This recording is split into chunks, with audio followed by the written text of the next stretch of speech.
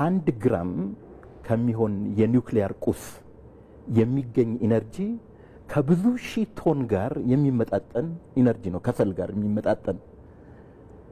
ለምሳሌ 1 ግራም የኒውክሊየር ቁስ ሲኖትራክ የሚባለውን መኪና ለ14 ዓመት ቀንና ሌሊት በሙሉ አቅሙ እንዲሰራ ሊያደርገው ይችላል።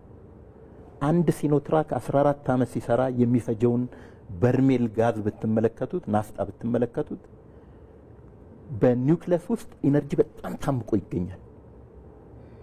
እኔ አንድ ተጨማሪ ዳታ በሰጣችሁ ዓለም እስካሁን የተጠቀመበት የኒውክሊየር ቁስ ዝቃጭ ከሁሉም ዓለም ቢሰበሰብ አንድ ስታዲየም አይሞላም። አያችሁ፣ አንድ ፓወር ፕላንት ለምሳሌ በከሰል የሚሰራ የኤሌክትሪክ ማመንጫ የሚረጨው አመድ በ10 ዓመት ውስጥ አገር የሚሞላ ነው። እና ኢነርጂ በከፍተኛ መጠን ታምቆ የሚገኝበት የኃይል ምንጭ ስለሆነ ኒውክሊየር ፓወር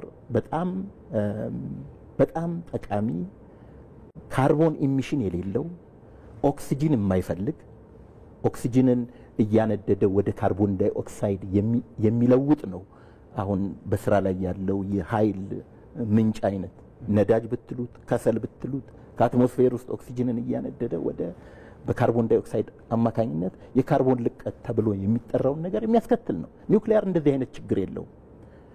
እና በጣም ትክክለኛ የሆነ ውሳኔ ነው ለኢትዮጵያ። ዘገየ ካልተባለ በስተቀር መሆን ያለበት ጉዳይ ነው።